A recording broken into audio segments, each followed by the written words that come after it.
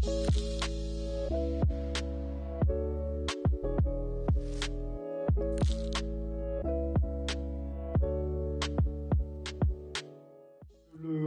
RGESN, donc c'est le référentiel général d'éco-conception des services numériques. Déjà, rien que dans le terme, qui peut paraître un peu barbare, il y a des choses intéressantes. Déjà, c'est un référentiel. C'est pas un outil de mesure. Alors, pas un outil de mesure dans le sens, tout à l'heure, j'ai parlé de Google PageSpeed. C'est pas dans le sens de Google PageSpeed ou les outils proposés par Yellow Labs, etc. Ou GTmetrix, qui est très utilisé également. Ou WebPageTest encore, qui est un très très bon outil. Un référentiel, du coup, c'est plutôt en fait une guideline, c'est-à-dire qu'un ensemble de règles qu'on va se donner et qui vont permettre d'aboutir à l'objectif visé. Et l'objectif visé ici, c'est l'éco-conception des services numériques. Comme on parle d'éco-conception, évidemment, on va parler d'un référentiel qui va s'appliquer en amont du projet, pendant la production, pendant la conception du projet, et également une fois que le projet est en ligne. Donc quand je parle de projet, ici on parle plutôt de site internet, globalement. Donc voilà, c'est quelque chose qui va accompagner tout le long du projet. Éco-conception, et puis services numériques. Les services de l'État, qui sont notamment la DINUM, qui est à l'origine en fait, du RGESN, ont souhaité éviter en fait, les concepts de site internet public ou site administratif, etc., pour ne pas limiter en fait, ce référentiel à la sphère publique, et notamment à la sphère publique française. C'est pour ça que le terme de service numérique a été utilisé, parce que un service numérique, ça va regrouper finalement n'importe quel site internet, que ce soit un site vitrine, que ce soit un service public de l'État ou d'une collectivité, ou encore un site e-commerce finalement, parce que ça va être un site e-commerce, c'est un service numérique, c'est un site internet qui permet d'acheter des choses, c'est un service aussi. Donc voilà, ça s'applique finalement au public, au privé, partout. L'objectif de ce référentiel, donc le référentiel général d'éco-conception des services numériques, c'est de réduire au maximum la consommation de ressources informatiques, de ressources énergétiques, et puis de réduire aussi la contribution à l'obsolescence des équipements, finalement du numérique. Donc les équipements, ça va être les serveurs, bien sûr, qui font tourner les sites internet, mais aussi les équipements personnels que chacun a chez soi pour visiter un site.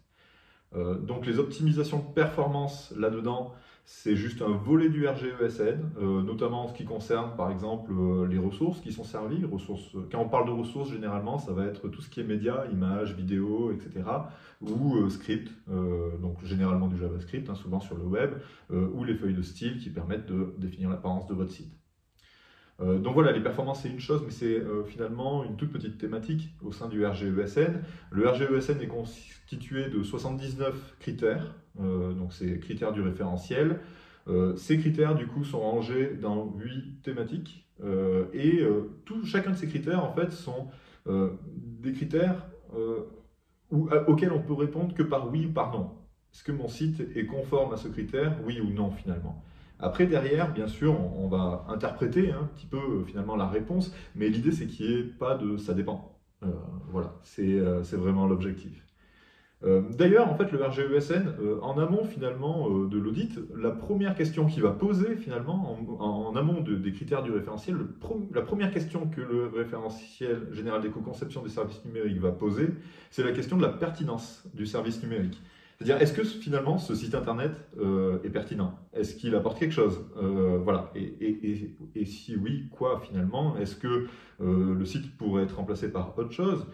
Est-ce que plutôt qu'avoir plusieurs sites, il ne faudrait pas mieux en avoir qu'un seul? Enfin voilà. Ou au contraire, plutôt qu'avoir un énorme site avec une empreinte écologique importante, est-ce qu'il ne faudrait pas disséminer en plusieurs services numériques?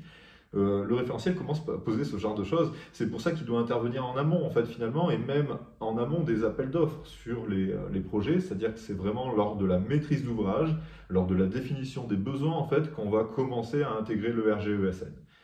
Et finalement, c'est vraiment l'idée, en fait, d'intégrer les impacts environnementaux que peut avoir le numérique dans la conception même, en fait, du service. Chaque critère, du coup, du référentiel est vérifiable. Générique, intemporel, l'idée c'est qu'il ne soit pas obsolète demain et que si les critères deviennent obsolètes, qu'une nouvelle version du référentiel sorte pour éliminer des critères qui seraient plus applicables. D'ailleurs, ce référentiel est très jeune, ça c'est important de le dire. Voilà, les services de l'État, et notamment la DINUM, qui est chargée de la modernisation finalement numérique de la France, tout simplement, a sorti en fait un certain nombre de référentiels, le RGS, référentiel général de sécurité, le RG2A, référentiel général d'amélioration de l'accessibilité, qui est relativement connu maintenant parce qu'il date de 2009. Bref, tous ces référentiels-là en fait sont assez anciens, assez bien implantés. Le RGESN était en version bêta, est sorti en version bêta en 2021. Et là, en octobre 2022, il vient de sortir en version finale. Voilà, donc les 79 critères sont sortis en version 1. Donc voilà, c'est quelque chose de très récent, mais qui est très très intéressant. Pour anticiper sur une question souvent posée par rapport à un référentiel, notamment le RGESN, il n'y a pas de label attribué en fait par ce référentiel. Il n'y a pas de label, de certification, on va dire, qu'on pourrait donner à un site internet. En revanche, ça fonctionne plutôt à la manière d'une déclaration de conformité.